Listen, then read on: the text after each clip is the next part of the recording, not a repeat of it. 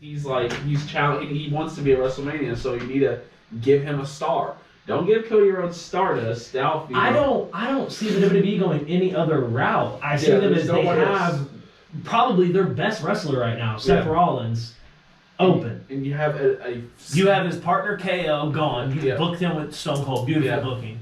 The Stunner and the Stunner. We love it. We love it. Now you get the golden, pretty much the golden child of WWE right now against the golden Stardust. Boy. Yes. Yeah. Well, not Stardust. You ain't gonna give him. Come on. Welcome to the second episode of our Rocky podcast. Coming at y'all on this cloudy Tuesday evening. It's your favorite 3 guys, 4 eyes trio with Blake, Cameron, and Austin. And we got some topics to talk about coming from the hardwood all the way to the squared circle. Without further ado, let's get rolling. So, on the agenda today, we're going to talk about some NBA, we're going to talk about some NFL, we're going to talk about some WWE, mainly WWE today, due to it being WrestleMania week. Let's go! Woo! WrestleMania is this weekend. We're looking forward to it.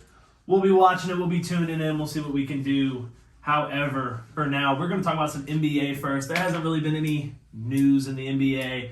Dwindling down to the end of the season, I think most teams have anywhere from 7, 6, 5, 4 games left, somewhere in there. We'll talk more on that probably in one of the next episodes due to it being closer to the playoffs and due to the finals and everything. But for now, we are going to start a new series on here where we are going to start with a new position and we're going to run with it. So this week, I think we're going to go with point guards. We're going to rock and roll with some point guards. You know, we're going to talk about point guards. Who are the top 5 point guards in the league now and who are the top 5 point guards in the league all time? So I'll let Austin round off his right now. Who are his top 5 point guards? I got Curry at 1, Chris Paul at 2, Kyrie at 3, Ja at 4, Murray at 5, and then honorable mention I'll give is a Drew Holiday. That's my 6. I'll say 6 right now. Okay, that one hurt a little. I run them back again. So Curry at 1, Chris Paul at 2, Kyrie at 3. Ja at 4, DeJounte Murray at 5. Not Jamal Murray, DeJounte. And Drew Holiday at 6. That's my honorable mention. Okay. I think we're all going to have around the same amount of players, or around the same view of players based on the NBA today. Minus Blake. I don't know what Blake is about to come up with. This man's going to have... It's going to be interesting. So, Blake, let's hear it. All right. Who are the top 5 point guards in the NBA today? Come on. That's my top 5 in the NBA point guards for today. I got Curry at number 1. Yes. The second one, this guy's actually a bucket going on right now. He's carrying this team on his back. I am telling y'all, this man is carrying this team on his back. Now, I'm talking about Ja Morant. Yeah, I'll accept it. Yeah. This man is literally the city of Memphis right now. So yeah, he's doing some good work down there. At number 3, this is gonna be another breakout star as well. And this man, he's actually on a sleeper team, and also because it's in Cleveland. And sorry for people in Cleveland, but nobody cares about you. But all right, that was harsh. I mean, Browns, Cavs, and my last one LeBron was there, but yeah, it's pretty much like a okay-ish city, but not really that big. But Darius Garland is my third pick. Darius Garland. That's a wild one. He's out of the books. I can name 5 better point guards than Darius. No, he's a deserved all-star. I'm doing it right now. I am as well. He is an all-star for sure this year, and I think he gets disrespected. I mean, he's absolutely probably I would say probably the second. Well, I could say he was the second best point guard in the East, honestly. Behind Kyrie. You gotta understand, there's a couple others in the East that are a lot better than him. But after the All-Star break, the man slumped. Well, okay, it's an All-Star Cleveland as a whole slumped after the All-Star break. They were hot in the beginning and then fell off. I mean, they're still in playoff contention, but they're falling. But that's 3/4 of a season. Right, but pretty much the entire season up until the All-Star break, he was balling out. So right now, I mean, granted they are in a slump right now, but for pretty much the entire season, he was balling out. Then my fourth one's Kyrie Irving. Now, obviously, the mandates got lifted, so he's balling out on home games. And, He could be one or two, but the whole playing half the season. Yeah, that's really pretty much bringing him down the if he list would have for me. played, if he played, I mean, he's a all, bucket. If he played home games, he would be. half mark. No, I'd say He'd honestly, be I'd say number one two. or two. Kim and Curry could switch off and on. Yeah. He'll be number 2 in mine. Curry's number 1, though. But Top 5 all time. and then for fifth for me, it will be CP3. Now, granted, he's up there in age, but he's still decent. He's still a good point guard. He's also a veteran leader too. He's a winner.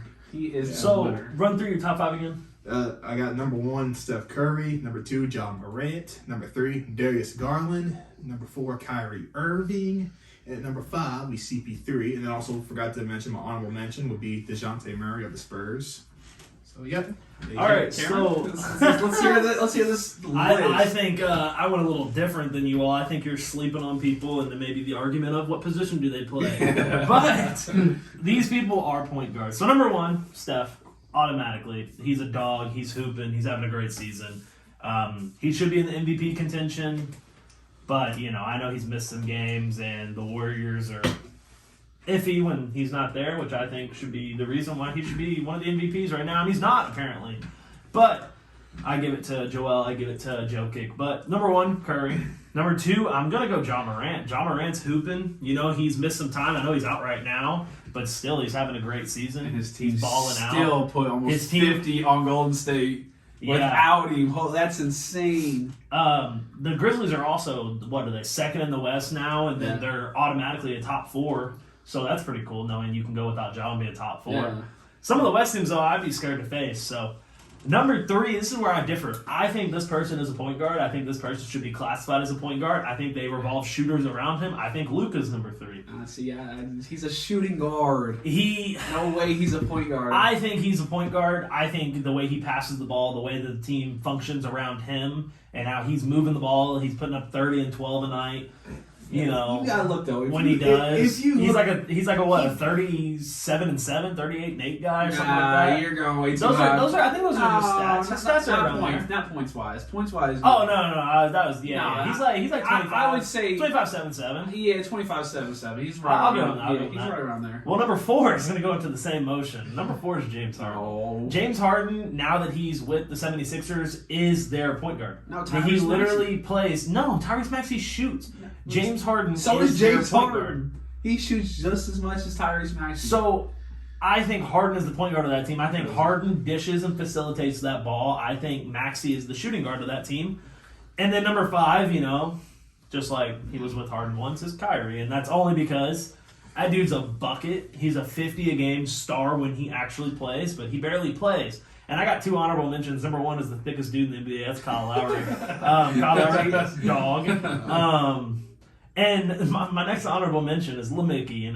LeBron needs to be mentioned. LeBron carries the Lakers to the 10th seed. The Lakers are terrible. But I give it to LeBron. I thought I put LeMickey in my honorable mention. LeBron's real a close. dog. LeBron's been playing out of his mind, but his team is trash. I have to agree. His team is They trash. are losing big.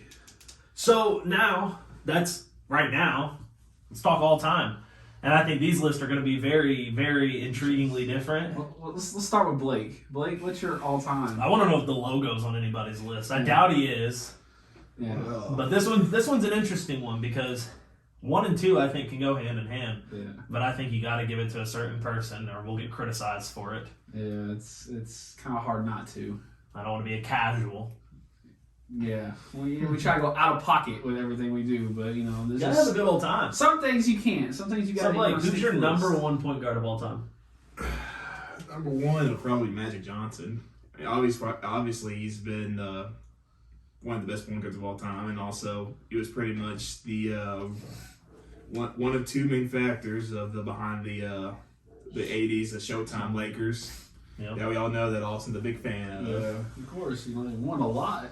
How can you not be a fan of a team that wins? Like what? All they do is win. Yeah. Well, besides now, but Oh. besides now. Yeah, but yeah. But also he also had a Kareem Abdul-Jabbar with him, but That's neither here nor there, bud. Man still played 5 positions even with Kareem being there. I don't want to hear it. Well, yeah. But of course, yeah, he's of course number 1 on my list. Number 2 is another Laker, the logo himself, Jerry West. Wow, at number Wow. 2. That's interesting. That's Okay. Fundamentals, I'm telling you that. The fundamentals. All right. Yeah. The hop step on the box using the glass. Come on. Yeah. And then number 3 for me would be, I mean, this one's an alright pick, but it's John Stockton.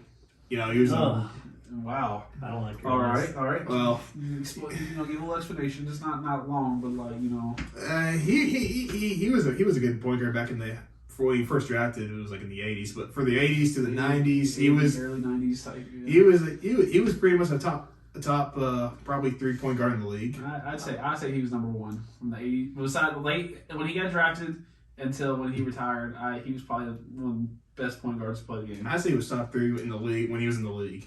I say that. Then for number 4 for me, well, this one, you know, he may not be good offensively, but defensively, Gary Payton. yeah, boy, the glove. The glove is here finally. The glove has We made did it. it. You made it. Let's go. We made it. That defensive machine. I mean, he is somebody who you can rely on to stop the ball carrier, especially the point guard was an all-star point guard, but Besides if you're Michael Jordan. Yeah, Oh, yeah, for those who don't know, within this podcast, we play 2K with Blake, and this man is he'll a absolutely X-spamming steel machine, and he locks wants to people be up. Gary He locks Payton. people up. That's his goal. That's his mission, and he does a damn good job at it.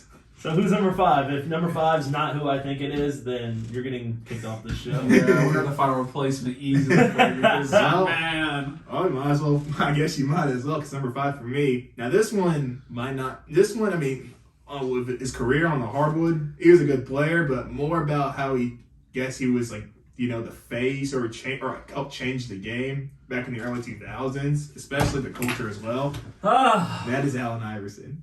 He's not a point guard. He's a shooting guard. Well, in 2Ks, On 2K, he's a shooting guard.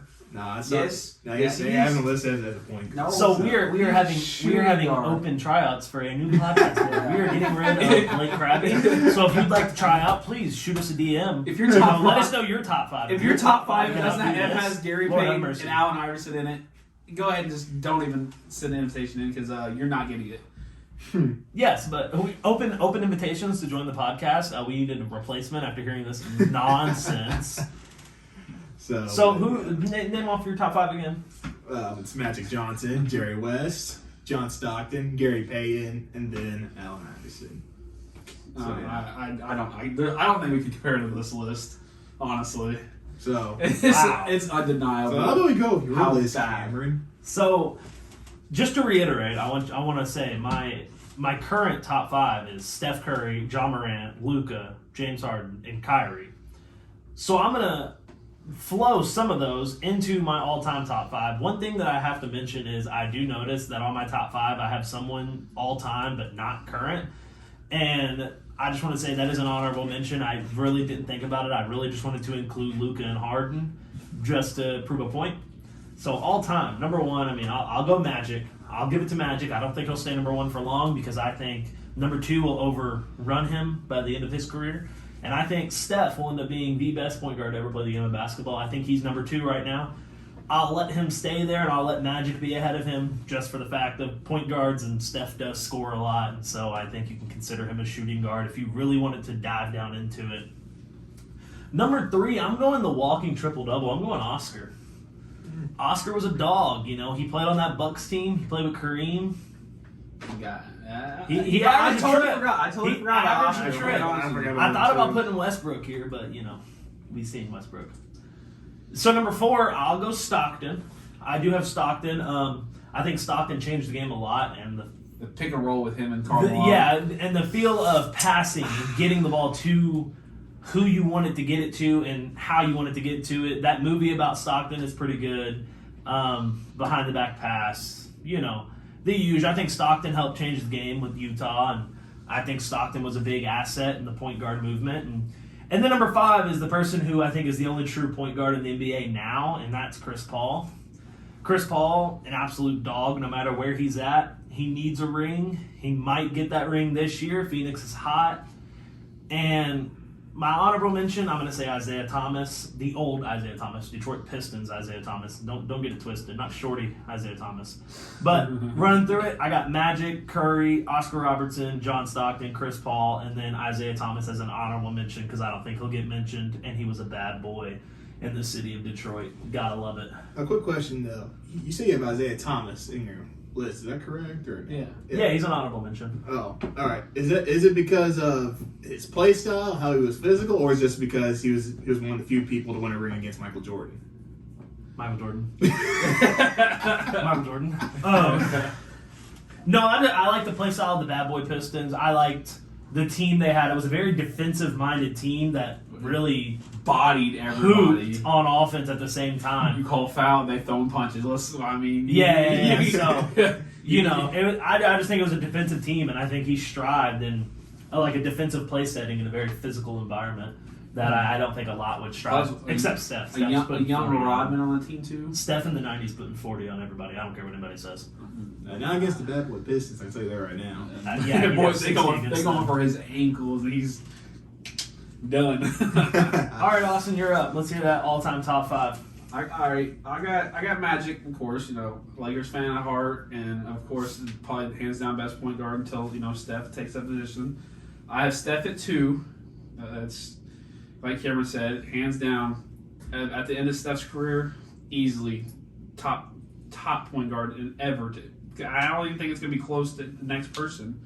I think Curry's just too much of a menace on the court with his 3-point ability, and there's nobody else going to shoot the ball just like him anymore. At 3, I forgot about Oscar, so I'm gonna try to switch it around. I'm putting Oscar in my 3. Like Cameron said, the triple double, and him and Kareem, that was just an unstoppable force together. At 4, I have Jason Kidd. Jason Kidd is another one that gets slept on because the man was a shooter and a passer. Did both. And he had an ugly jump shot. He did have an ugly jump shot. But hey, that jump shot got him a ring with Dirk. And I just think his play style was phenomenal to watch. And I think he's for sure my 4. My 5, I want to say Nash, but I'll give it to Stockton. Stockton is my 5. It's just the pick and roll with him and Karl Malone is undeniable, and he was a big part of the 92 Dream Team winning, I say. And he's my 5. So I have Magic 1, Curry 2, Oscar 3, Kidd at 4, and then Stockton at 5. With my honorable mention, I think I would say CP3 as well as my honorable mention. Yeah, I figured they'd all be somewhat close, but I figured at the same time there may be the differing opinions. Like, I think James Harden's in the top 5 currently, but he's not a point guard to some. But I think he does. So, any other NBA we want to discuss? Any other highlights we want to make? I don't think there's anything interesting right now. We're dwindling to the end of the season. So the main question I have is, will the Lakers make the playoffs? Right now they're barely sitting in. 31 and 44. They're 31 and 43 with being one game ahead. The Spurs, and the Spurs beat them. The Spurs are hot right now. And DeJounte Murray is coming for blood. I'm scared for the Lakers not making play-in games, but with LeBron missing tonight, as I seen earlier, going against the Mavs, they're 5th in the power rankings. Luka's going to give them 30-12-12. I think the Lakers' chances are just dwindling down. So, doing these top 5s, I think it's only right we can shift over to the NFL. Real quick, we can touch on, they finally advanced the overtime rule. Yeah, they accepted it. They got it down now. So now both teams will get a possession. What are our thoughts? I think it's the best thing they should have done. They should have done it last season. I still think Josh Allen would have. He would have won 100% against the Chiefs. That was my question. Who takes it? Chiefs or Bills? I think Bills take that. Josh Allen. So then, if the Bills do take that, Bills or Bengals? See, that's rough. That's still a tough question. It outlines a whole entire offseason, or a whole entire postseason. It's an offensive game, no doubt. Because, like, you have your secondary. That game's like 50-50. Yeah. It's going to be super high The scoring. Bengals and Bills secondary is disgusting. Their defensive line, linebacker position, it's okay. But that secondary on both teams, oh, that's a menace. Yeah. Here's the thing. Granted, this ruling is only for postseason only, not regular season. So if regular season so anything happens during the regular season, it'll probably just end like in a tie or whatever. How do you feel about ties? Do you like ties? I love ties. I love ties. Ties make it interesting. I think ties. 3-13-1, baby. Come on. They work during the regular season, but in the postseason, it should be whoever there should be a fully definitive winner for the postseason. Yeah, absolutely. Yeah. And I agree with that. I don't like that we go into the postseason game and it's all hyped and everything, and then you jump into the game, you get to the end, you go to overtime. Like, that's exciting. You go to overtime, But we go to overtime to watch one team hold the ball, score, and win. Like, what fun is that? That ruins it. If I'm a fan, so when Detroit goes to the Super Bowl this year, whenever they're in the playoffs and they're playing, whoever they're playing, Bears, Packers, whoever the case may be, I don't want to see them not get to touch the ball during the whole what is overtime. Is it 5 minutes? 10 minutes? I think it's 10. 10?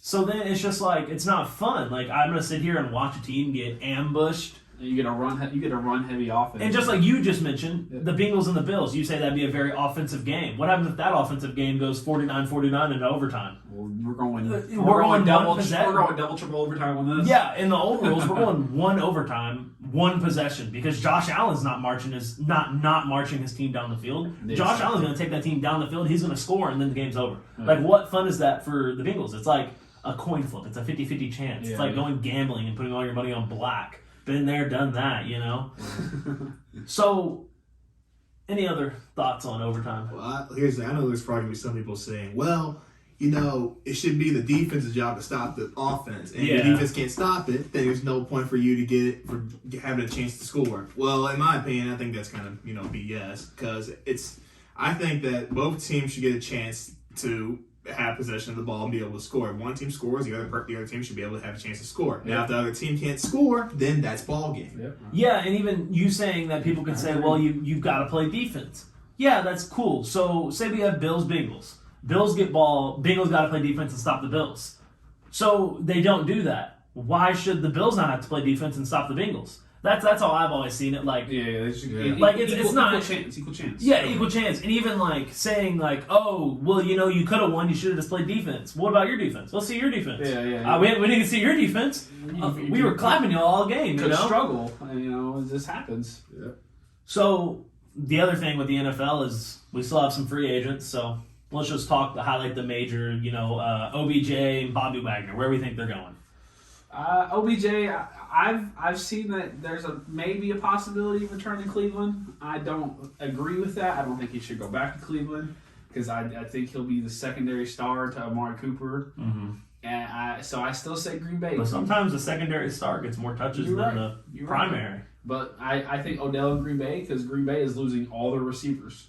They have nobody. Okay. Nobody now. I'd hate to see that. I don't want. Yeah. Well, you hurt Detroit here. R.I.P. to Detroit's secondary because Odell's just going to. Hey, at least Detroit got something. We got Hard Knocks. Yeah. Oh wow. Let's go. Congratulations. And then Wagner.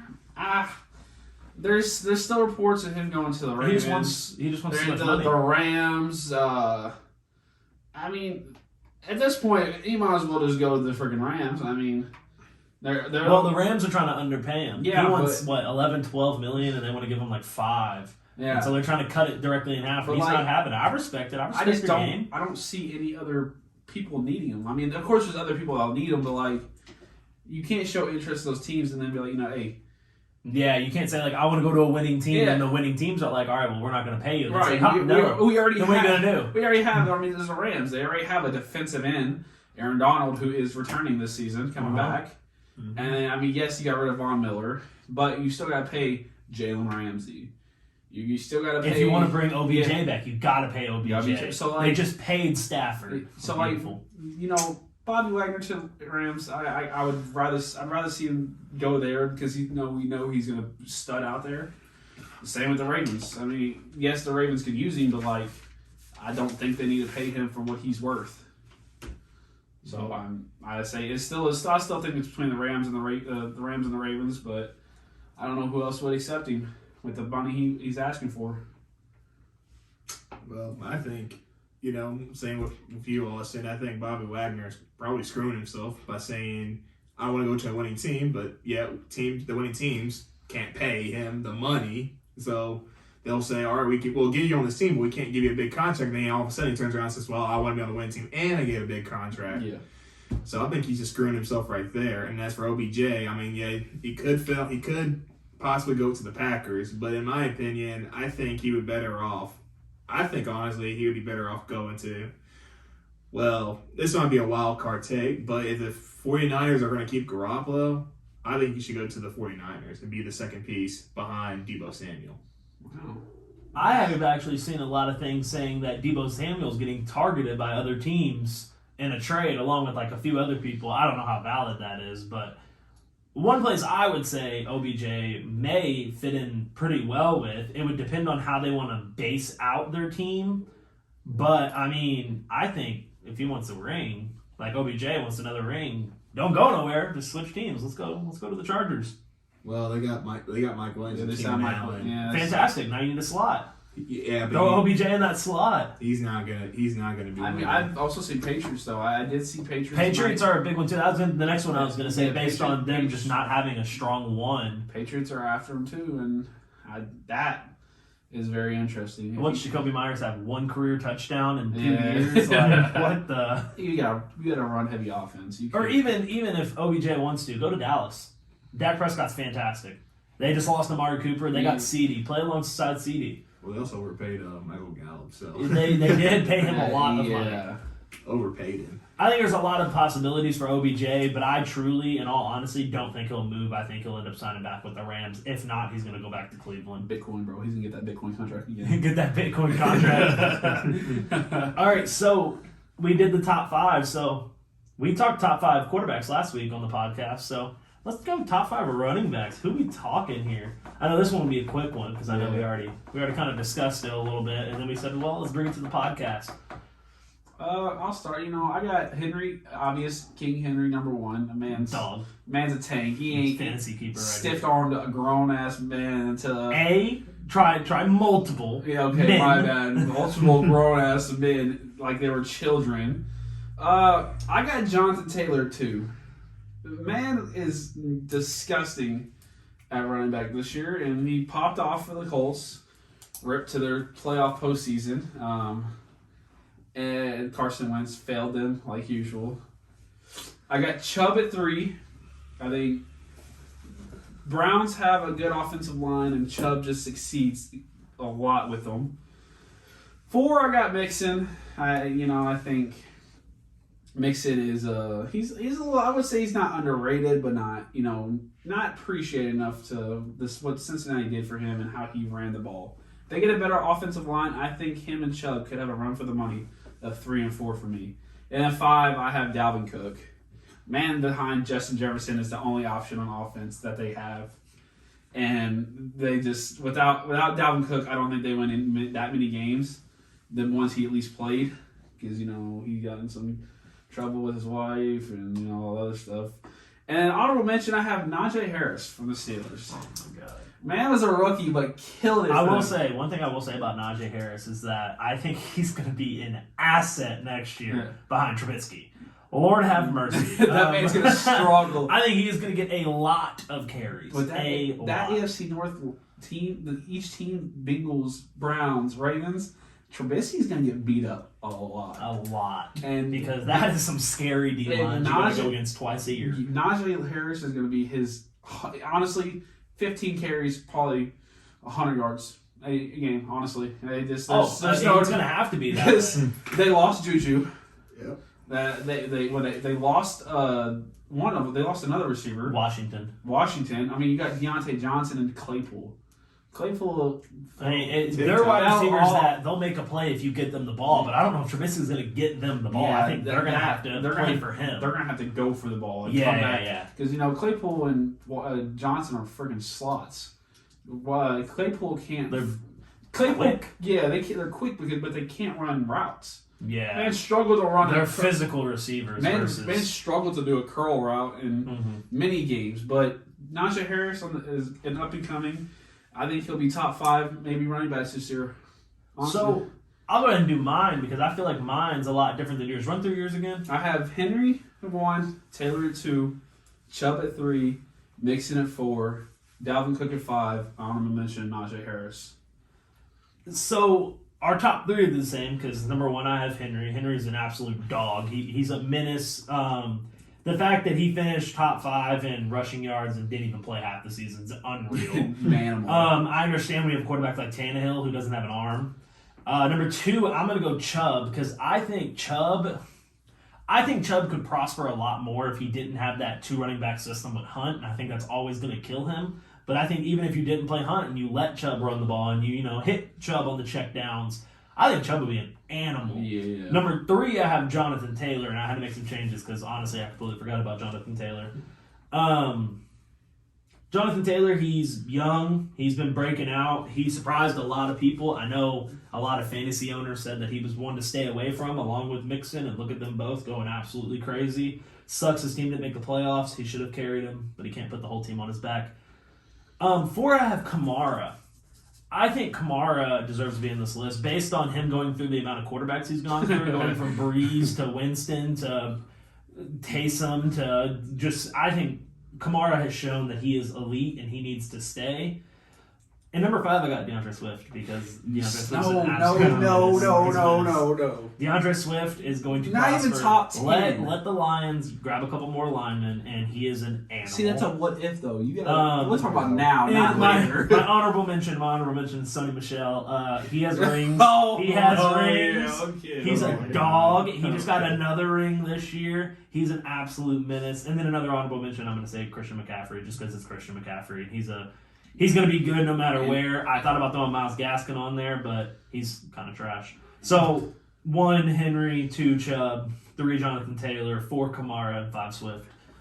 Blake, let's hear this crazy Swift better be on your list. Unlike the previous top 5 for that we did today, the all-time point guards, this one's actually not crazy except for the honorable mention. But the honorable mention is an honorable mention. No, I'm scared for this. So, honestly, 1 and 2 are the same. 1 and 2. I looked and saw his honorable mention. Oh man, I love it. He knows it. I'm a big fan. Number 1 and 2 is the same as your list, Austin. I got Henry at 1, unfortunately, but I can't deny it. Unfortunately, it's undeniable him being number 1. Nobody else does it better than Derrick Henry. Yeah, Henry's number 1, and then I got Jonathan Taylor at number 2. I think Taylor gets slept on because he's on the Colts. Agreed. Yeah. And also the fact that since he had a pop-off season just this past year, but they didn't make the playoffs, that he gets disrespect. He gets overlooked because of that, but it's not really his fault. It's more the fault of the QB. Yeah, QB situation in Indy was terrible. The QB situation, the wideout situation, just the whole entire thing. Yeah, it had to be. It was a run-heavy team, and they didn't run. They didn't run when they needed to run. Now since they got Matt Ryan, it should be balanced out more, where he'll be able to run. So. He'll be able to run a lot more, but I think Colts need the pressure for OBJ. They'll still be able to throw. But yeah, that's my top 2, and then my 3rd I have Nick Chubb. Okay. He's a decent back. He's actually I think he's probably behind Henry because I don't think Taylor would count as like a physical back. I'd say he's pretty physical. But I still count him. I think he's more like elusive. He's tough. He's tough, but I think he's more. I think with Jonathan Taylor could go either way. Yeah, because they're both tough. They're not Derrick Henry tough, but they're tough. Derrick Henry's like. But I think Chubb is a lot more physical than Taylor. But I put him at number 3 though because he's on the Browns. But they have a good offensive line, but because it's the Browns and they don't usually do too well. You got Baker quarterback. That's just tragic. Hey, shout out our boy Kramer and the dog pound. Rock out with the dog pound. Psych. It was psych. Yeah. And then they got fourth. Then this fourth one. I mean, no, this guy's actually good, but there might be some personal bias because of fantasy football. But at 4, I have Austin Eckler. Oh dear Lord. Okay. But hear me out. He's got him and Herbert make a good 1-2 combo. I'm telling you right now, they do. I think they're one of the best 1-2 combos in the league. I mean, you get one. Well, it's hard to plus find a good quarterback and a good running and back. plus they work. But yeah, They work I so agree. well. I'll let it slide. I'll let it slide. It's Herbert. In the red zone, Herbert's daddy right now. Okay. in the red zone situations, they're honestly one of the best when it comes to red zone situations because I think they had probably maybe. They have a scary offense. That's why. Well, yeah, but with them two, they can literally just run the ball, or they can just do a curl around and pass it, and Eckler just can basically just run right in. So I think 1-2 combo. I think for 1-2 combo, I would rank Eckler as 4th. For 5th, I would have Dalvin Cook. But of course, Dalvin Cook is a monster. But other than that, without him, Justin Jefferson's getting a double team, and then with Justin Jefferson's double team, then they can't really score. So he's basically Kirk is screwed because he doesn't know what else to throw to. Yeah. They're gonna throw it to Ham. The hell? Ham. Little fullback action. Little fullback. Hey, Ham. I don't know though. Sometimes when Dalvin's out, Madison be going crazy. If we did backup running backs, Madison's top. Oh yeah, backup as a Good backup. God, it's just. He's Go nasty. ahead and say your honorable mention. I'm a big fan of this one. I'll give this one a round of applause. Honorable mention is the Falcons running back Cordell Patterson.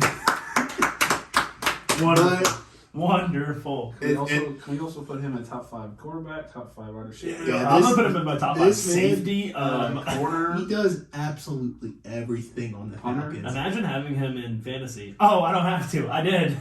Yeah, Tight end. I mean, as a Kyle Pitts owner, he's our lead blocker. as a Kyle Pitts owner, Well, he's he's a good match. And Cordell Patterson was basically the entire Falcons offense the entire season. Everything. The entire season. He's 100% going to be their quarterback this year. Marcus Mariota, who is that? Marcus Mariota's going to give him the ball so he can throw it to himself. So yeah. So, run through your top 5 again, Blake. 1 and 2. 1 I have Derrick Henry. Number 2, Jonathan Taylor. And number 3 is Nick Chubb. 4, Austin Eckler. And 5, Dalvin Cook, with my honorable mention being Cordell Patterson. I like it. So, I think now's the time we can get away from this nonsense. Get away from some of the ball National League sports that have balls and whatever the case may be. Balls and goals. Let's talk about what we're here to talk about. It is WrestleMania week. One of the most exciting weeks of the year. For some reason, WWE went all out, and they've been doing WrestleMania Raw. They're doing WrestleMania SmackDown. Raw last night. I thought it was actually a really good Raw. It was an interesting Raw. I will have to say. I was a big fan of it. And I don't really get into Raw. I usually just watch some clips, some highlights. But I actually tuned in, and I was actually very pleased with what I saw. I think the highlight of the whole night was RK Bro. I think their match was good until it kind of got ended early. But then it just gave him time to shine. Riddle is fantastic. The RKO, Riddle, and Orton. Riddle hits one and then he tosses him up to another. Beautiful. Absolutely beautiful. Oh my god. So I think that would be my highlight of the night. I think that'd be the highlight other than the KO promo. KO cut a nasty promo again, like 3rd straight week. He's killing it night in and night out. Yeah, to be fair, I wasn't able to watch the entirety of Raw last night, but I did watch the main event as well. And like I said about y'all too about RK Bro. I mean, both of their RKOs, they got huge pops of the night, in my opinion. Oh yeah, from both. Yeah, even RKOs. Roman had a podcast. Roman killed a promo last night for the first time ever. It was one of, I thought it was the best promo he's ever hit. It blew my mind. I was in awe with how good he worked the mic. How engaged he Paul has. Heyman wasn't saying anything. Yeah. He let it himself. They let Roman go on his own tangent. And I think it was spectacular. I like the whole, if y'all keep wetting me, I'm going to smash Steve Austin too. That was like, hey, yo, we got to have Roman come out in the middle of KO podcast and then spear Stone Cold. What? I like when they get into it. So, I mean, if there's any other things about Raw last night we want to touch on, more than welcome to. I thought the 8 Diva tag was. It was. I mean, it was all right. Yeah, it let they just- Living Nightmare shine at the end, I guess. But Well, I can't comment on that because I didn't. Like I said, Yeah, I didn't watch the entire it was all right. You just it was. I don't like It's too much. Carmella and Zelina together. Like I think they're interesting, but like just the whole Shayna Baszler and Natalia, I don't like that's that just weird. Like, well, they're the queens. yeah, the of hearts key, and spades, or yeah, whatever. but and then like Sasha and Naomi, that's just weird. Sasha's her own thing. She needs to be single. Yeah, Single- Sasha's a really good single competitor. So is Naomi, but I think they're running out of places for him because they want to include Ronda and they want to include Bianca and they want to include. Put Sasha on her own. Let her do her own thing. Yeah. And Liv and Rhea, I think that's a pretty solid tag team going on for the future. Honestly, I think they need to let them shine. Yeah, they just have. I think all the talent that WWE has when it comes to divas is all so equal, but they're like too busy like obsessing over Charlotte and Ronda and Becky That's pretty much and Bianca. That's pretty much. And it's like you gotta go somewhere else with this. Like I'm not liking. You it have right other women stars who are capable of being good and have good promo skills. You know, now. And you even have Bailey on the back burner coming back here soon. and Oscar. She'll probably come back. And Asuka. She'll probably come back after Mania. Yeah, I was thinking Monday. She'll show up. I think she'll show up on Monday. Or should be SmackDown, or she would transition over to SmackDown. Possibility. Give Give the Charlotte Flair and Bailey, give them the run again. Yeah. It wouldn't be bad. And speaking of, Becky and Bianca last night. That was a whole interesting take. Yeah. Their whole cutting Becky's hair. I was kind of mad. I was like, hey man, don't be touching up So on Becky speaking like of that. cutting hair, what are some hot takes for Mania? Like, what are some things you think are going to happen at Mania? Cutting the hair just made me realize. I think one thing that might happen. This is just a take. This isn't a prediction. This is just me thinking. I think what they're going to do is they're going to let Becky beat Bianca, and I think they're going to let her cut that giant ponytail off. And I think it's going to be like a big thing, and it's going to be crazy. And I thought this, I heard stuff about it, I've seen it here and there on social media, and then when she started cutting her hair last night, I said, this is perfect. This is what it opened up for. That hair is a nuisance. Yeah, but it's over-exaggerated, but I see what you're saying. I think it's kind of a prediction, low-key. It might be a controversial prediction, but it's a prediction that might just happen. Honestly. Yeah, I'm just thinking, after cutting Becky's hair last night, what is that leading to? Yeah. And I think that leads to Bianca getting her hair chopped off. Perfect. But at the same time, I can see Bianca winning the match and Becky, stepping away or something for a little while. She had the baby. Right? Yeah, she just had the baby and everything. It's probably almost a year old now. But at the same time, I don't know. I could see them going a different route with Bianca. But at the same time, that makes sense from what it's at now. Unless she cuts it off, during the match and... Yeah, then Becky goes on to lose because Bianca's furious or whatever the case may be. I think that is going to be my hot take that I think will happen is Becky will cut Bianca's hair off. Then we found out last night, Rollins is finally going to Mania. And I really liked that was before, that wasn't on the show. That was like a YouTube exclusive type thing. And I think that was fantastic. It was well done. Yeah. McMahon not caring and not even looking at him and saying, "Get your foot off my table." That's wonderful. I'm not gonna say it, but I did call that low key. I did say go back to episode 1 and listen to it. Check it out. You might see exactly what we're saying. I did say, they're gonna be like, "Hey, we're gonna give you a match," and that's what Vince is like. Hey. So your hot takes that you were right? I was right. I'm not gonna say I'm not. I'm not saying. I'm just saying. You know what I'm saying? But I hear you. What if McMahon was actually just scrolling through on TikTok and just saw that clip of our podcast? He saw a Rocky podcast. He saw the podcast and saw this Rocky podcast. Sign me up for creative right now. I promise you, I will bless you. The creative team picking up a new member now. But you got any WrestleMania hot takes? You think anything crazy might happen? Oh well, honestly, I think. Besides, Rollins' match with the certain somebody. We'll leave it undetermined until we get I've seen a lot. I've seen a lot of people saying it might be Shane McMahon, which I don't understand. I've seen a lot of people saying a lot of different names, but I think there's only one name that really makes a lot of sense. I did hear it might be Veer. Yeah, Veer the Mania. Hey, no. We still have a 3 to 5 business months before Veer returns. Well, Coming soon. Yeah, coming soon. Coming soon. Yeah. April 4th. Coming soon. April 4th is Coming going to go a soon. long way. I do think though that this is just my thoughts, and maybe it could be as a hot take as well. But I think that KO and Stone Cold's segment is going to turn into something much bigger at Mania. I have a feeling that the way that they're hyping it all up with KO, with him coming out cutting all these promos, for somebody that's just going to supposedly just have a talk show segment with Stone Cold, he sounds like he's gearing up for a fight.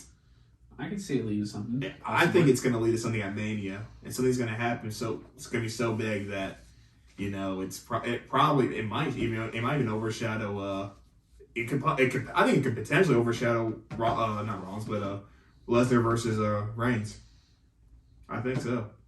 Okay. Very interesting. Which day are they? They're Saturday, so yeah. KO and Stone Cold are going to be they're Saturday. apparently supposed to be the main event Saturday. Yeah, I don't know if that means they're going to end it or if they're just saying that's the main event. The segment for sure is happening on Saturday, but That'd be a banger of it. apparently it's a rumor it's going to be the main event. That'd be a banger of a way to end Mania. I mean, low key. Oh yeah, the KO show. You have KO come out once that glass crashes. Popping. It's gonna go insane. Like we saw how it happened 2 weeks ago on Raw whenever KO came out and it blew everybody's mind because people were just angry at the fact that KO could fool them. But it's neither here nor there. So now I want to know. This is just a question I have myself. Who do you think is the hottest star, tag team, diva, person, commentator? Who is the hottest thing in the WWE right now? Or even what? What is the hottest thing? I mean, I think Liv Morgan's pretty hot. Yeah, That's just. Yeah. I don't mean that hot. I mean the other hot. I think I'll take other hot. Oh, absolutely. I think Theory and McAfee. I think they're one of the hottest programs going in. Pat's Mania. promo he cut. Pat's promo. Oh my god! Phenomenal. Lord, that was fantastic. Man can cut a promo and this man can wrestle now. And he's good at everything he does, at the taunting aspect, at everything, The Shinsuke dance, when Shinsuke comes out, boy, that is a You gotta play the guitar with your leg? Yeah. And by the way, I would tune in this Friday because apparently I was watching a clip of Raw on YouTube, and Michael Cole mentioned that Corey Graves was gonna fill in for Pat McAfee for SmackDown this Friday night. So you think something might happen? I think something. Theory and McAfee, or do you think McAfee cuts a promo?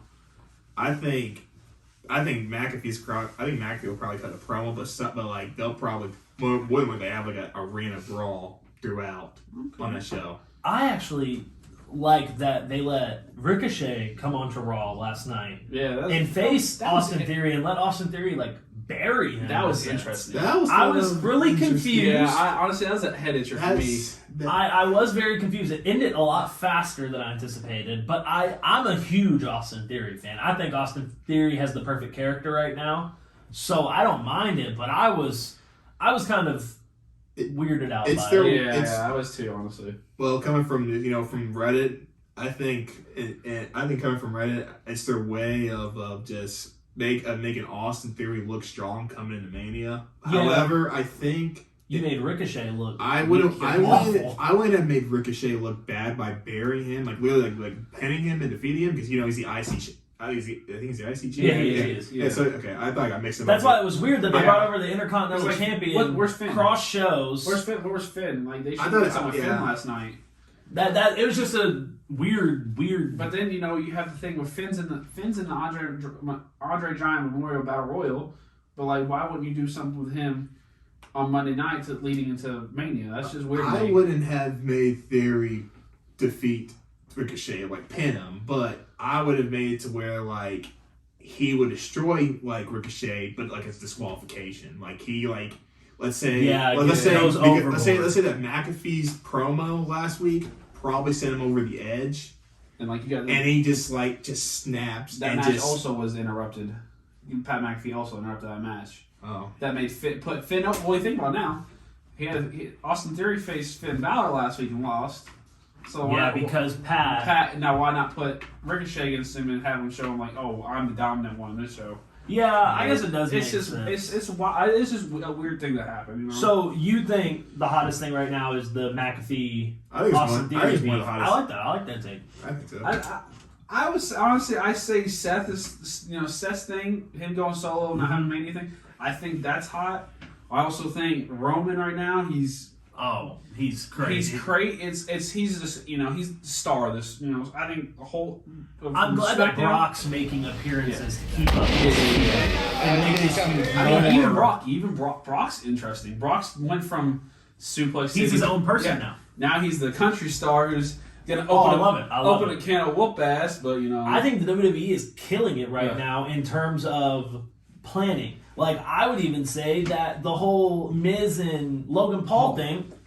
Shout out Braun. The whole Miz and Logan Paul thing is fantastic. And if you've watched, like, the little interview things they've been doing, the Miz has honestly said that Logan Paul is fantastic. And he's a natural. He is gifted. And you can even watch 100%. it. I'll clip it if I get the chance. But you can even watch it and watch where Logan Paul's going off the top ropes. And everything looks so easy and comfortable to him.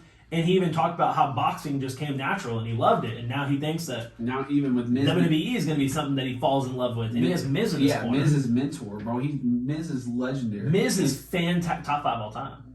Yeah, okay. But he wasn't my top 5. He was number 5. And then just pairing and even with the Mysterio. Yeah. I was saying even with Mysterio, pairing up with those two, that's like it's kind of out of his range because they're two high flyers.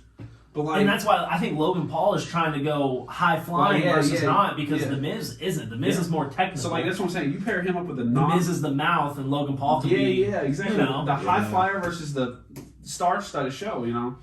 I just think that him being with the Miz makes phenomenal sense for. So since we're talking about the card and everything, let's just go through it. We can just we'll talk about the very first match we see here on Saturdays, and then we'll get into Sunday and we'll just predict it each. So. Our very first match we have listed is the SmackDown Women's Championship, Charlotte or Ronda. Who do we got? I got Charlotte.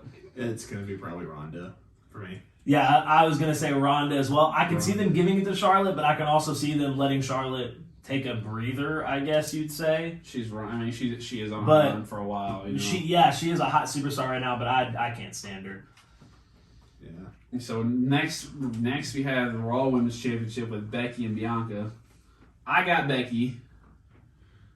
See, this one I'm split on this. On one end, I feel the same way. On one end, I could see I would say Bianca would probably win because of what happened at SummerSlam, where how she just lost the SmackDown Women's title in like 15 seconds to Becky Lynch returning after almost like a year and a half being away. Yeah, because of pregnancy. Yeah. But on the other end, I could also see Becky Lynch still retaining and defeating Bianca Belair. So I'm split on this. So I don't have a definitive answer on that, Chief. So what I was saying earlier, I think the only thing I can really tell you on this match is that I think Bianca's hair gets cut. From that, I don't know if it's going to be after the match, during the match, or whatever the case may be. I don't think they let Bianca lose here based on everything she's gone through. So I think Bianca will win. I even have down Becky, but even thinking about it, I don't think they give it back to Becky. I think they got to take it off of her. I think it's been too long with her, and I think her character's getting old. And all of her wins have just been annoying little roll-ups. Like, she beat Liv Morgan on some lame roll-up. Liv deserves to be champion. Liv deserves to be champion. So they're going to give her the SmackDown titles. But I think Bianca takes that one. So next would be SmackDown Tag Champs. We got the Usos versus Nakamura and Boogs. This match makes absolutely no sense to me. I don't like this match at all. It's just a thrown together match. I think there's so many other tag teams you could utilize, and you're utilizing one that's not even really a tag team. I like Boogs, but I've never been a fan of Nakamura, sadly. To be fair, though, I mean, I haven't been really interested in Nakamura probably since 2019, and here's the thing: I think Usos is probably going to walk away with this win. And I think this will lead to a heel turn. But however, I'm afraid what they're going to do is they're going to make Rick Boogs the heel against Nakamura. Yeah, I think that's the only reason they end this match. And they're going to have Nakamura be the face. But I think, well, I was more a fan of face Nakamura, but like not this face Nakamura. I'm talking about the one that came in straight from NXT, like when he first like jumped onto the scene. The only issue I have with Nakamura being a heel is if I have a heel, I want him to cut promos. I want to hate him. That's the thing. Doesn't really speak. That's the thing. Yeah, he's not gonna lie. We've met him after a show before. He was driving by, and this lady really wanted a picture with him after a Yum Center event. And it was more like probably SmackDown at the time. Yeah, I don't remember what it was, but I do remember this lady wanting so bad to get a picture and an autograph from Shinsuke, and he had no idea what she was saying to him. And that's when I kind of like picked up, like, oh, he really does not know anything. No, coming from New Japan. Yeah, and I don't blame him at all. It's just I figured he would have like some, but that's the only reason I'm saying like I think it'd be hard. I think it's hard for me to represent him as a heel because he's not out cutting promos and things because he doesn't have the mic. Like, I love a KO heel because he cuts insane promos. Edge even cuts really good promos as a heel.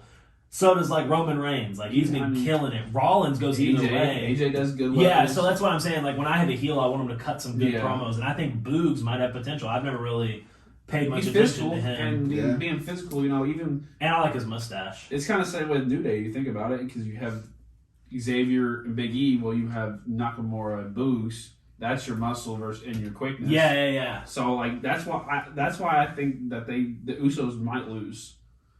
I think I would give it to Nakamura and Boogs. I haven't watched much of them, but I just think that they win. Yeah, I think the Usos take it just solely off the fact that I think they keep the Bloodline intact. And I think the Bloodline are going to own the tag team titles and the unified titles, which brings me to a spoiler of my day 2 pick. But we can go on to the next one. I think this has potential to be one of the top matches. And this is Dominic and Rey versus The Miz and Logan Paul. I am really excited for this match. I think it's going to be a good match. I really do. I think Logan Paul is going to come out of nowhere and just blow the roof off the place. Yeah. And that's just me being me. I'm a Logan Paul fan. I watch Logan Paul. I love KSI. I watch them box, I'm a big fan of that, so... I don't think Miz and Logan Paul win. I think the Mysterios take it no matter what. I really hope Logan Paul gets double 619. I think that would be like it's me if I come in and I'm wrestling. I want to get double 619. That's freaking lit. But maybe low key they bring in KSI. This is a little that was a little knockout thing, a little punch.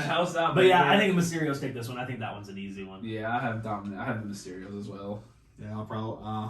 I kind of want to be the the person with the different opinion and go with the Miz and Logan Paul, but that's how you feel for real. Yeah, but I don't think that'll happen. I think it'll be Dominic and Rey Mysterio, unless they were gonna have Dominic turn heel against Rey. But that's probably. I've seen it. I've seen that this Mania could have a lot of heel turns. Yeah, but here's the thing, though. The thing is, though, they would. I would think they would give at least hints about it and then do it. But it'd be like a little flared beef here. But since they haven't done it, they did. They kind of did it early on when Dominic was trying to go solo, but then that was like last year. They flipped it. Yeah, it was really odd. It's just like, and they even had Dominic appear on NXT with Rey in his corner and stuff like that. So like I think they were going to stay a tag team. Yeah. Next one, Edge and AJ. I don't think Edge can lose here. I don't think it makes sense for him to lose with this whole big old thing. I'm accepting open challengers, yada, yada, yada. I don't see a reason to make him lose. In the business. Yeah, but I do like the match. I do like Edge and AJ. I've never really been a big Edge fan, but I think AJ's one of the best in the ring. Top 10. Yeah, probably top 5. Like, in-ring talent. In-ring? Oh, yeah, top 5. In-ring, like, so. But I think Edge takes this one. I don't have a definitive answer again for this one, but however, I think the match will be really good, and no matter what. Yeah, I think it'll be one of the top 5 matches of the whole time. So for me, to be honest, the winner, in my opinion, doesn't really matter to me. But also, the match itself. 14 matches and then the KO show. The match is going to be really great, so no matter what. So I'm just hyped for the match. Yeah. I don't really like. Care who really wins it. It's gonna be a great match. It's gonna be a great match regardless. I picked AJ. Edge. I'm cool with either one. Yeah. For sure. Honestly, 100%. Because either one, they're gonna do great. The match is gonna be credible. AJ's, he can do any type. Honestly, any body type match you throw at him, he's studs in. He was in his 40s too, by the way. He even made the Undertaker match look good, even though Yeah. it wasn't really a match, but he made it look good. Like, this man is incredible. And, Edge being old, he's, a little slower, but he still can move. But it's going to be a great match, 100%. So the next one, can we just make this quick? Drew McIntyre versus Happy Corbin. Yeah, Drew Happy McIntyre. Corbin. I'm just kidding. I'm just kidding. Yeah, I'm just kidding. go ahead and I say don't it. No, I'm just kidding. Honestly, I did hear Happy Corbin is undefeated since he hit the lottery. Yeah, But you can't look at Drew McIntyre. Claymore County and go, you got it. So I honestly think Happy Corbin wins. I think Madcap Moss will interfere in some sort of way and screw Drew McIntyre. No, truly, I truly think Happy. Isn't it a last man standing match? No, well, it Is it? possibly is. I think it is. Isn't it the last man standing? I'm pretty sure it's last man standing. So you could have a point because it's no disqualification last man standing match. Yeah. I'm pretty sure either it's rumored to be a last man standing match or it is a last man standing match. I don't know, but if it's a last man standing match, it could go. That'll to make Corbin. things a little more interesting. It could go to Corbin. I haven't really paid attention to this feud, even when the match came on last night. I kind of zoned out a little bit. I've never really been a Drew McIntyre fan. I think it was a waste of putting the title on him, but that's just me. I did like his matches with Randy, but I've never really been a huge fan of them. Same with Corbin. Corbin has a sick finisher. That's about it. I mean, when beginning of his career, like when he first got to SmackDown, he did great. Yeah. But then they did the whole gimmick change, and it's just like, bro, that's just unnecessary. Yeah. Well, to be honest, how would you feel about McIntyre that how from the past two Manias, he went from challenging Lesnar for the WWE title and then challenging Bobby Lashley for the WWE title to now just being a mid-card Versus Happy Corbin. versus Happy Well, Corbin. you can't not. I mean, it's This is a huge card. it's hard. It's hard to throw in star-studded matches. Well, yeah, everywhere. but Yeah, even a mid-card match is Edge and AJ Styles, and those are both top, if you really, high class. If you really look at it, where is all the other titles? Ricochet is getting on Friday night. Finn Balor's not even defending. Like, well, speaking of Friday night, I think they're probably changing. I think they're probably making Friday night. Is he SmackDown. not? Oh, that one's not on here. Yeah, No, I think- he is. Oh yeah, no. Yeah, they're doing it on SmackDown. he's in the Memorial though. Yeah, Finn Balor's in the Memorial. Well, he's supposed to fight Priest. I think he does fight Priest on one of these nights. Well, if he does, Well, Finn Balor's my definitive choice. Oh, well, Yeah, the Ricochet one's not on here either. Well, because they're doing that on Friday. Yeah, night. Oh, they are doing that on They're Friday. doing that because they're doing the triple threat between the what's the Humberto and the other guy. Yeah, I think they're making Friday. Garcia. I think they're making Friday Yeah. SmackDown this Friday, basically like the third night. It's like an opening. It's like an opening matches, night for the matches that they WrestleMania. don't need to be on Mania. But Yeah, the one they don't think will get all the traction. Yeah. So the next one, the KO show. I mean, this one I don't really think there's going to be a definitive winner. It's just going to be. I think it's going to be a back and forth. Yeah, argument type Stunner- thing. They may stunner brawl a fest. little bit. Yeah. It's gonna be, I think Stone Cold will end up hitting KO with a stunner, Yeah. getting some beers, and chalking it up. I don't think He'll there's any drop his way. ATV down into the ring. Yeah, Like he I did think it's gonna be something wild. Yeah. I think it'd be awesome though. yeah. So- It's promo versus promo on that one. Yeah, It's yeah. like It's, both. it's just gonna be. It's gonna be studded words and back and forth. So, and in the next match, we got Rollins against the to be announced opponent, front by Mr. McMahon. So who's gonna be the announced? I think honestly, it's gonna be Daniel. No, I'm just kidding. No, Daniel Bryan? Bryan Danielson? No, I think you're gonna hear a certain song, and it's probably gonna go.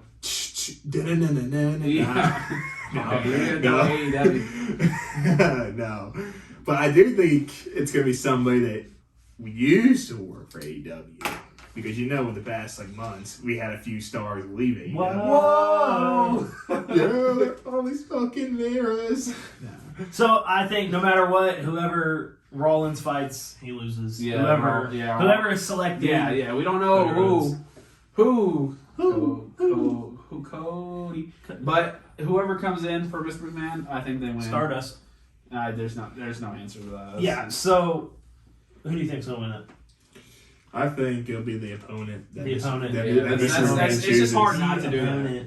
So then our last match on the Saturday night is the New Day versus Sheamus and Ridge Holland. It'll be New Day. Man, New Day. I actually took Sheamus and Ridge Holland, but I could be wrong. I don't really care. That match is. I love the New Day when they work together. Like they used to put on really good tag team matches against the Usos, but I don't think they're anywhere near where they used to be. this is basically just a throwaway tag team match, but I think they're mainly gonna win this because what happened with Big E. Yeah, So- I agree. The Big E thing, him breaking his neck, and then I think, but when Big E returns, I think they'll do like a three-man tag team match. Yeah, because it was weird that they just left out the other guy. Yeah. at the same Yeah, time. it was You know, named taking into account Butch. the Big E. Butch. Butch. All right, so Sunday. I'm going to skip this first match here. So, women's tag team championships. We got Carmella and Queen Zelina versus Naomi and Sasha Banks versus Liv Morgan and Rhea Ripley versus Natalya and Shayna Baszler.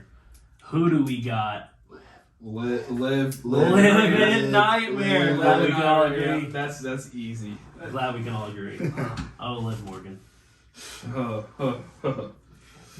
Sami Zayn versus Johnny Knoxville. I hate this match. It's such a throwaway match, but Johnny Knoxville. Johnny Knoxville, absolutely. I mean, there's no way around it. Sami Zayn gets wasted. He is fantastic talent that's getting thrown away. Everybody from Jackass is gonna come in And start whooping him. Start whooping Sami Zayn. You're gonna have with that. You remember Goldust's old finisher whenever he put their legs on the rope and then run and punt? I think it's going to be called an the nut. ongoing thing of that. I'll try to post a clip. I think it was called the Nutcracker or something like that. I don't You're know. gonna have Wee Man come out and hit a 5-star frog slash off the rope. You know, he's gonna Naruto right into him. I got Knoxville. Oh yeah, Knoxville for sure. It'll be Knoxville. So this, I think, has potential to be one of the best matches. With this Theory and Pat McAfee. I think this is going to be insane. It's contending for this second match. I think someone goes through the announce table. It's gonna be. I hope so. It's gonna be Theory and McAfee. I think the way it's gonna happen, Theory's gonna be on the table. McAfee's gonna do like a frog splash. He's gonna hit a moonsault, man. It's disgusting with the moonsault. Oh yeah, he did hit the moonsault in NXT, so I think. I say McAfee wins it. Really? Yeah, I think. What do you got? Man, I'd probably go with McAfee, but I wouldn't be surprised if Theory. I'm going wins. to go Theory. I think Theory takes it and it just starts his push. I think they're going to push Theory after this. I think Theory wins and gets pushed. I think they'll push him no matter what. If he does win, they can look. I mean, he beat Ricochet. He can go after the title True. and just kind of run his. I love Theory. I think Theory is class. Yeah. I think this match will be my favorite. Like outlying, I think the other matches will be good, and some matches have potential to be great. But I think this will be my favorite match just because I love RK Bro. I think everything RK Bro is doing is fantastic. But we got the Raw Tag Team Championships: RK Bro versus the Street Profits versus Alpha Academy. I believe it or not, like Alpha Academy. I think Chad Gable is so good, and me saying Gable reminds me of the whole Seth Rollins thing. I have seen a lot of people say that Mr. McMahon may pick Gable Stevenson. And Gable Stevenson may be the person that's facing Rollins. I think Cody's the outlier, but that was one that I was like, oh, hold on. Could be And it made me think. Yeah. So Yeah. I just wanted to list that. But back to this, I think Chad Gable's actually good. I think everything he does is good. I don't think Otis is good. Yeah, Otis is big. And same with the Street Profits. I think Dawkins isn't that good. It's mainly Montez Ford. Yeah, but Montez Ford Ford is is- actually pretty. He's pretty solid. athletic. Yeah. Man, just 50 But- feet off a frog splash. Good God. I think RK Bro retains. Yeah, I think it's Yeah. they're too hot right now. It's easy. Yeah. Well, It's easy to win. it could be typical WWE creative, and then just have them split where one of them turns heel, which probably might be Randy. If it does happen. Push him does for the title, happen, push but him for the that'll be title. typical Yeah, push WWE for the title. creative. Hot, come on. WWE, if you can hear me, please push Randy Orton for a championship and let him take it off to somebody. You don't want Roman to hold 2. You need 2. So Wait. Randy? Prediction? So, yeah. We got Bobby Lashley almost. I don't care. Yeah, I don't care. Lashley. I mean, if any, honestly. Lashley, go ahead. Lashley I'll wins, take it. but only way this match will be good if it brings back his old theme song. Okay. Okay. Yeah. They should break the ring, but it's not going to be the main event, so I Yeah. don't think it even matters. So Nope. now Main event. the last match, the unification match, Roman Reigns, Brock Lesnar. I think this is going to be wonderful. Yeah. I think the way they've built it up, I think this match is going to have more meaning based on everything that comes before it.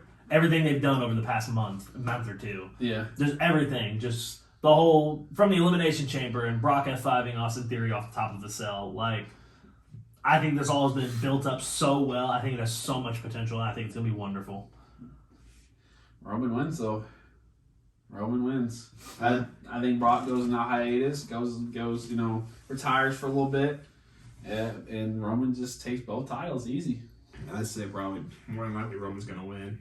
and then Brock's gonna. He is our tribal chief, and I think he will defeat Brock. No, it would be really crazy if at the end of the match, if Roman does win, if Seth Rollins' opponent is not that certain somebody, and at the end of the match, Roman is celebrating with his unification, with his 2 titles. Paul Heyman's out there, and so is the Usos. They're out there as well.